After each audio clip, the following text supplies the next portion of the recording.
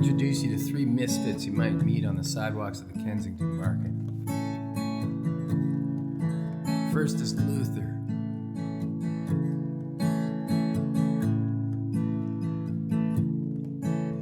He's a pension check gambler, he's a park bench instructor, he's a breadcrumb handler and a pigeon conductor. He's an old ashtray miner, a half a lung hacker, life's been unkinder, and a penny roll stacker. Next is Chuck. And he's a liquor store strummer, he's a half a block howler, he's the sound of my summer, he's a dead flowers growler, he's a sidewalk street singer, a Baldwin Spadina old resonator slinger, and a drunken John Priner. Dolores. She's a stray cat collector, she's a landlord's dilemma, she's a mangy menagerie marigold mama, she's a plastic flower bike basket, Eden's glider rider, a long Lola loiter, and a Pall Mall provider. And I can smell the lilac from my room, the hollyhock sidewalks of June, where roses are blooming red as wine. There are morning glories that only bloom late in the chilly afternoon. Yeah, and they might be the sweetest on the vine. They might be the sweetest on the vine.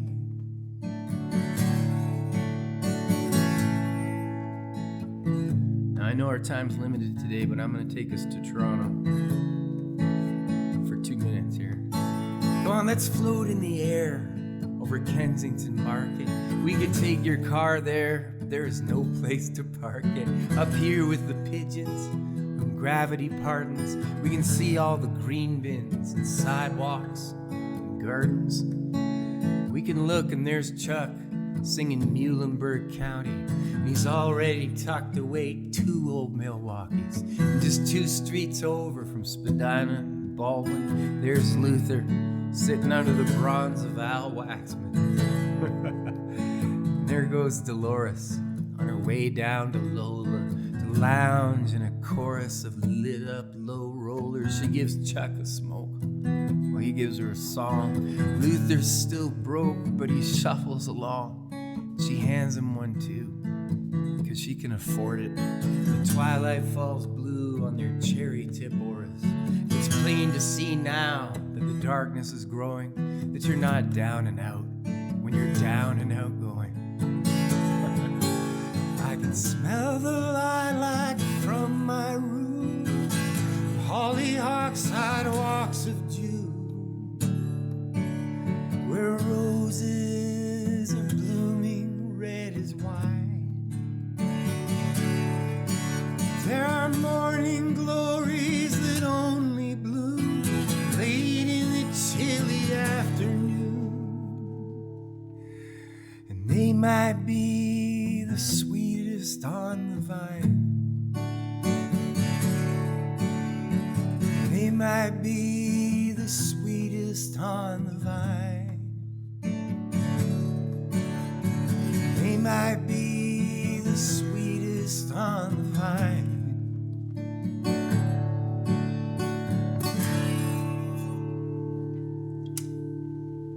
Live at Gilmore Guitars. It's podcast number 51, Corin Raymond. Welcome to Gilmore Guitars. Thanks. It's great to have you here. Great to be here. I've been aware of you for many, many years, and finally we get to meet. Yeah. And finally, you've been nominated for a Juno Award. That's pretty cool. Congratulations. Thank you. You're nominated for Contemporary Roots Album of the Year, and that's your last record that was recorded a year ago, March 2016. Hobo Jungle Fever Dreams.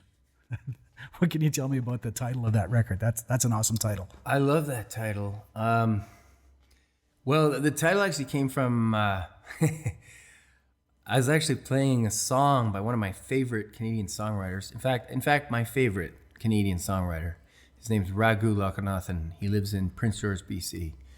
And I probably know about 15 of his songs. And I'm planning to learn, I'd like to learn 80 of his songs. Nice. And I fully expect that when I learn 80 of his songs, that I will undergo some kind of psychotropic change that will, I don't know what's going to happen. But anyway, I played a song of his for my friend Jonathan Bird, another fantastic songwriter from North Carolina. And Jonathan was totally stunned by this song.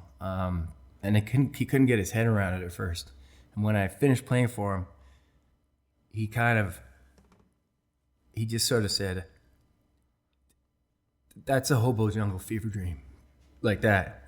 And I was like, "Oh, is it?" You know what I mean? Like, you know. Yeah. I mean, I wrote that down, and as the songs for that album started coming together, they were all travel songs, and they were all songs about looking for home or being far from home, or just long distances and all kinds of distances, and there was something kind of psychedelic and hallucinogenic about some of the songs, and the Hobo Jungle Fever Dreams. I mean, you don't get titles like that every day, right? No. You got to do something with it. And yeah, when they fall in your lap, you totally got to take ownership for sure. Totally. Yeah, I listened to the record a couple times through this morning. It's a really great record. Thanks. There's some really nice songs on that Thank record. What about the record do you think was it that finally got you on the table for a Juno Award?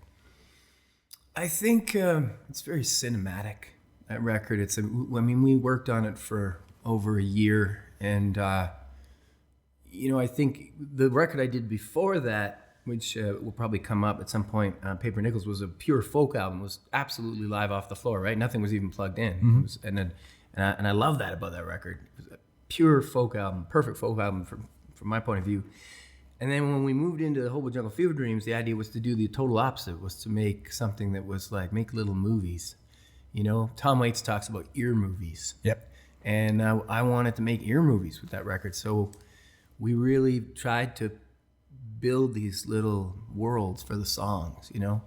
And I'm really happy with what we did. And I feel like the material's very strong, but the production is also really exciting. And it's kind of sucks you into those other dimensions, you know, that are occupied by those songs. And so I all the work we did and our commitment to making it the best. I mean, the album was, I think it was remixed and remastered at least, I think 3 times. It was remastered 3 times. Really? Which is unusual for a folk record. And at whose behest? Was it because you weren't happy with the way it was coming out, or? I mean, David Gillis, who produced the record, and he won an award with the CFMA for Producer of the Year for the record. I mean, he agreed. I mean, he was on board, and he was definitely wanting it to be the best it could be. But, you know, I think he would have let it go. You know, in the world of folk, I mean, you know, the money runs out and the time runs out, and people generally tend to say, you know what, we've got to just stop now. Yeah. Whereas I'm just not really interested in stopping until it's something I can live with for the rest of my life. And I knew, and when you've spent enough money and you've lost enough sleep and you've committed yourself far enough, there comes a point where there's no use stopping until it's done, right? Like maybe you got 40 miles of bad road left, but it's only 40 miles and you got to do it. So Compared to the 3,000 that you've came? Yeah, right, exactly. So anyway, I'm glad that we held out. You know, I'm really glad we held out, and I'm there's nothing on the record that I don't love. Well, I think, you know, as far as your goals for the record, mission accomplished. It's a really great record. Thanks, man. Yeah. Let's get another song in. Sure. All right, live at Gilmore Guitars. This is podcast number 51. Here's Corin Raymond. I'm hard on my body, I'm hard on my bones. I'm hard on every tool I own. Hard of hearing, I'm hard of taste. Getting all my teeth replaced. I'm hard on every tool I use. I strip the drivers and the screws. I'm hard on my soles, hard on my heels. Hard on tires, I'm hard on wheels. Hard on clutches, hard on brakes. Hardest on my own mistakes. And my suspension needs new springs. I'm hard on things. Yeah, I'm hard on things.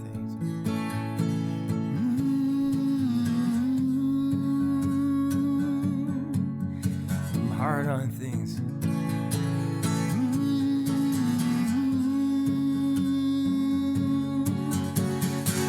boots, hard on gloves, hard on all the ones I love, hard on hearts, hard on flames, hardest on the sweetest things, a worn out tube, gold wedding rings, some hard on things.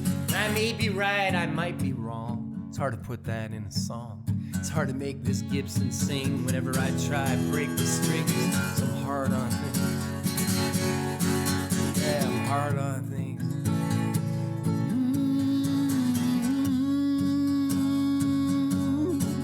Hard on everything.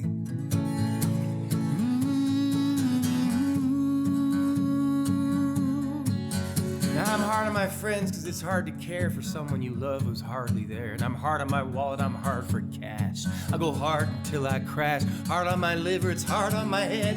Hard of sleep and I lie in bed with the nightmares the morning brings. And I already told you, I'm hard on things.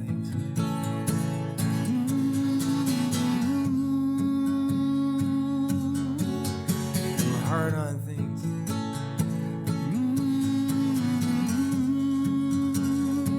And it ain't easy when you're hard on things.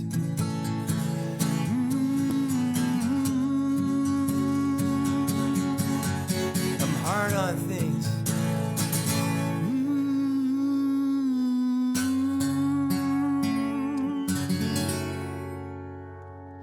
Nice. Live at Gilmore Guitars, podcast number 51. I dig that song a lot. That's I a like great that song. song too. That's cool. So next thing I want to talk about is Bookworm. Right. And I think that's kind of a multi-faceted sort of thing for you because you do a spoken word. You've gone out and toured a spoken word show with Bookworm, Yeah. but it's also kind of a thing about reading books. You've got 100 books that you want to read, and you tell me about it because it's an interesting idea. The 100 books is absolutely separate from Bookworm.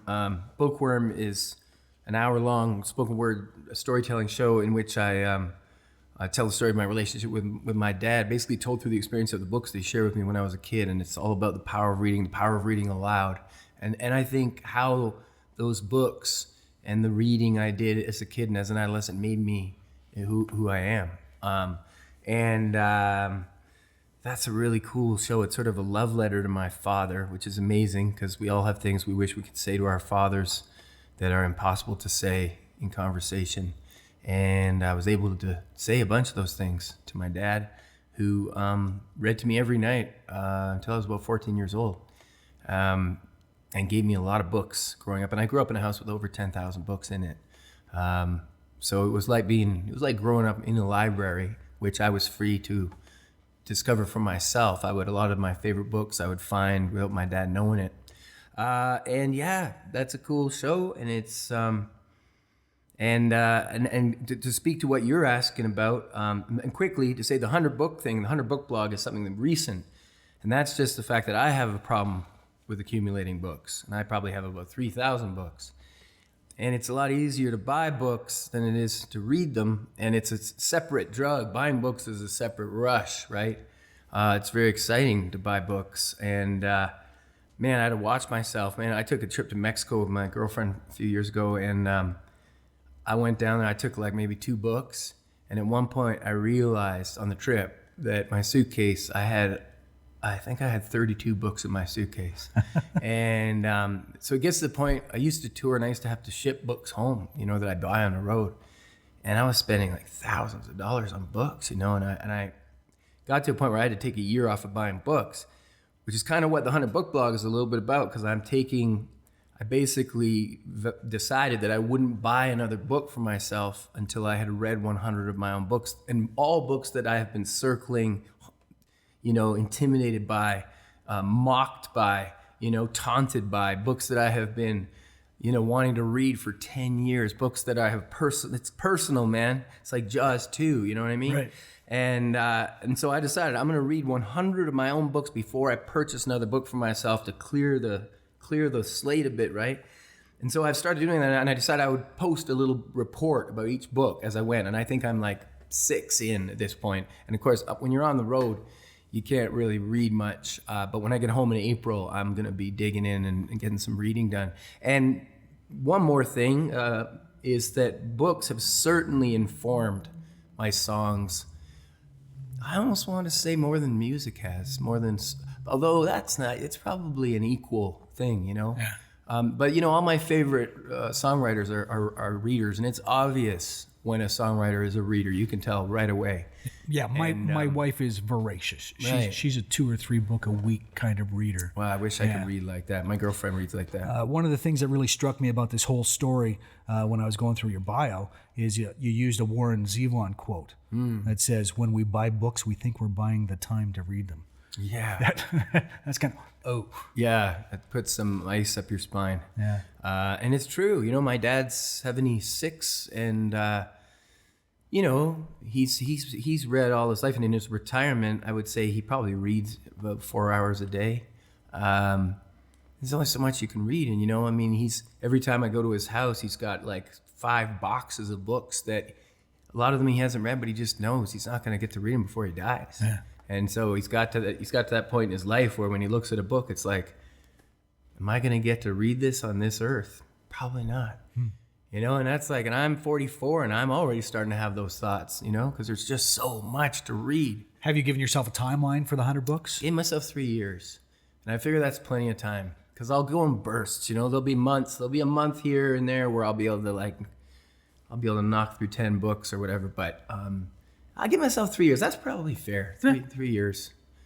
But having, you know, posting about them makes it fun because then you get to talk about the books and it inspires other people to read. Like even just announcing that I was going to do that, you know, has inspired some people to start looking at their own books and thinking about books that they've been meaning to read. And I think it's a really cool idea. it's cool. But and songs will definitely come of it, which is cool. And speaking of songs, let's do one more. Sure. Live at Gilmore Guitars, Corin Raymond. 1 second. I want to tighten that jangle. Jingle jangle. Morning.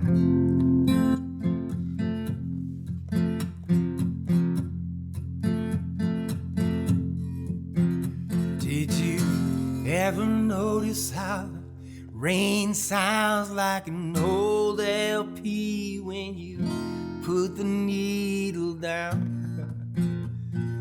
Crackle and hiss of a day like this makes for a sweet kind of laziness. I could practically kiss the roof above my head, 'cause I'm dry, lying in my rain bed. City slickers will be slicker tonight. Windshield rain shine blurring the street like cars will slur by on my street. Asphalt will shine vinyl black under my feet. I don't complain, the sound of the rain is so sweet. Wind throws some rain against my window pane like a friend calling me outside to play. And he knows I love a windy day. He knows I got a little rhyme to say. It's a rain song spinning in my brain. Here it comes turning around again. It says rain, rain, stay all day. Keep the sky still wool gray. I wanna stay inside and play. Pick up my guitar and say, hey, rain, rain, cool me down. Let the steam roll off this town like the roots of trees deep underground. I wake up when I hear the sound of rain, rain through the night. On into the cold gray light. If I had my love to hold me tight, I'd turn the light out and make things right as rain. She ain't here, she's nowhere near. And the things I whispered in her hair, wherever she is, she's got them there. And I still hear all my favorite things she said when we were lying in our rain bed. Did you ever notice how rain sounds like an old LP when you put the needle down? Crackle and hiss of a day like this makes for a sweet kind of laziness. I can practically kiss the roof above my head, 'cause I'm dry, lying in my rain bed. I get all these rain thoughts in my head every time I'm lying in my rain bed. And I think of all the graveyard dead, and I think of them lying in their rain bed. Or that river creeping up the watershed. Man, that river is gonna roll out of his rain bed. I sing the rain from A to Z. Woo-hoo, I sing the rain lying in my rain bed,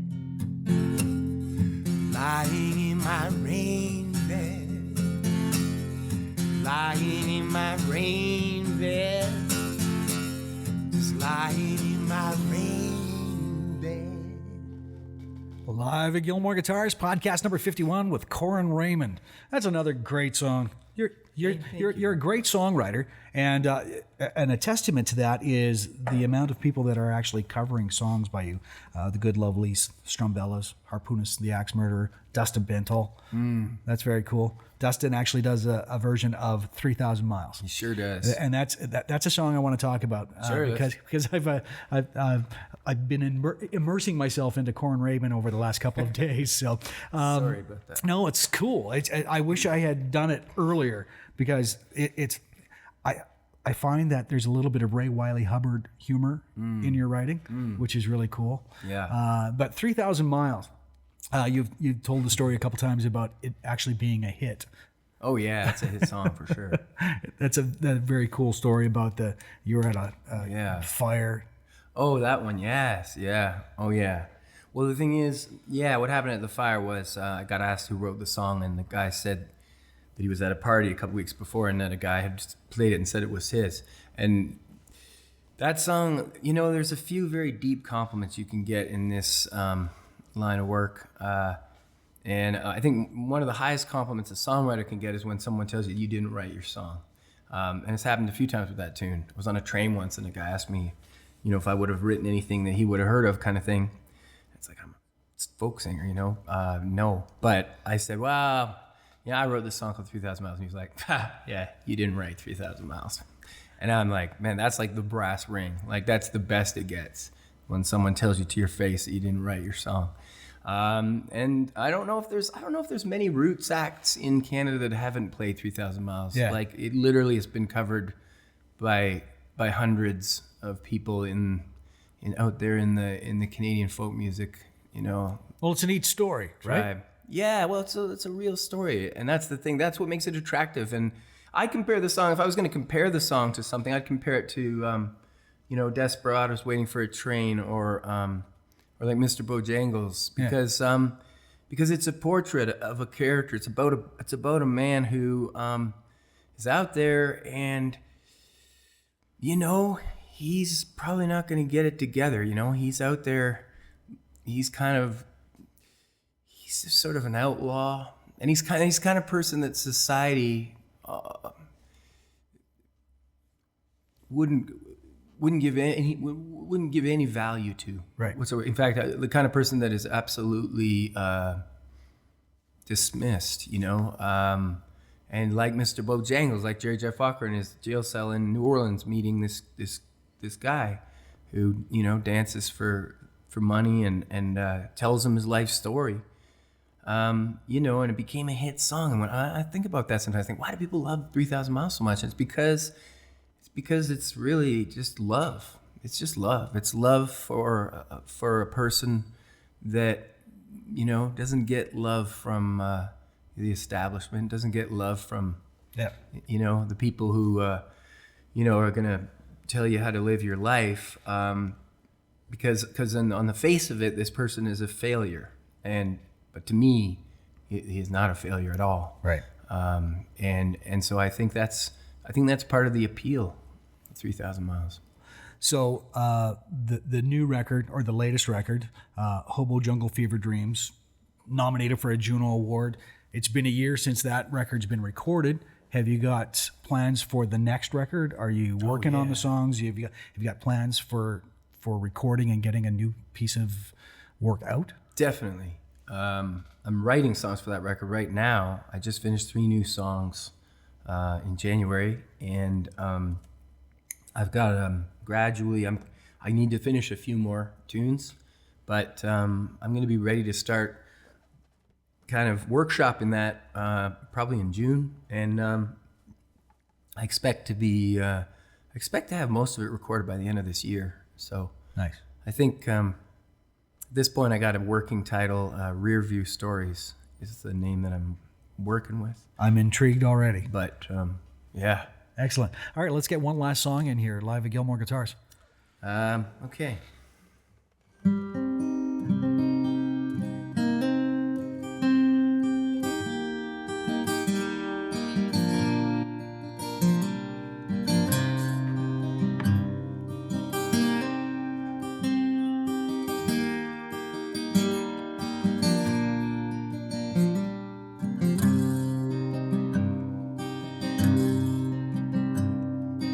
the wrath of the law and the lonesome above you, and all those who love you behind. With a storm in your rear view and darkness before you, where will you fly to this time? Only Jesus will go down the road you're burning. You should be turning to him.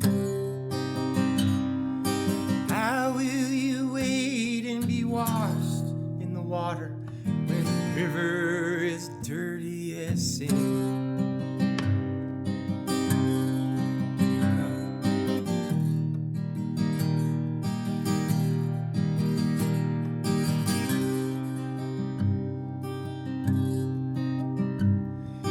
How can she take you, make you so lonely? He says she was only a friend. Any fool in his pride who's tried to refuse her can see you're using again. It snows like the ghost of cocaine on the highway, shifts and plays tricks on your mind. Wind is like razors, and in only 2 days you done 200,000 white lines. You took the wrong way home. You took the wrong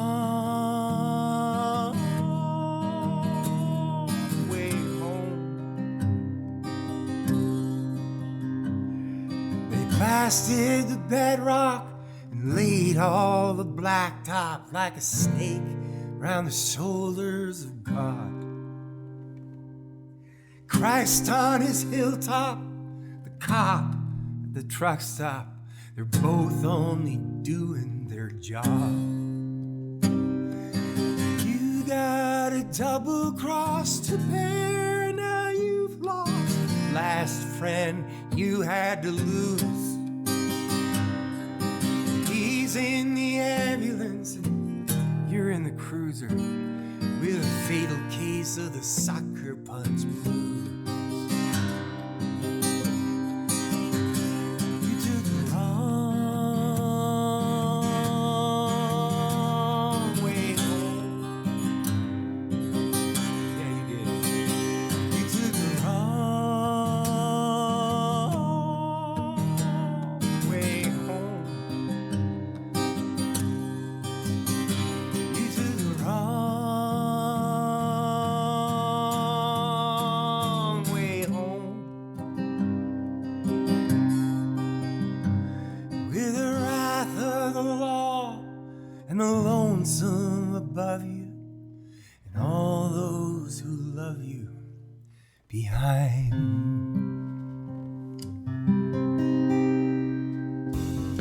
Nice. Live at Gilmore Guitars, podcast number 51, Corin Raymond. It's another great song. Thank you. Every time. Well, they're not written casually, so. Well, that's readily apparent. So tell me about where people can find you, how they can buy your records, where they can see your blog and your social media, all that sort of stuff, so people can, buy your music. They can do all the things you just mentioned at corinraymond.com. CORIN. And I got a Raymond. I got a first name for a last name. CorinRaymond.com. It's all there. Nice. Thank you for coming to Gilmore Guitars and taking some time and doing the podcast. Thanks for having me, man. Live at Gilmore Guitars, podcast number 51. It's in the can.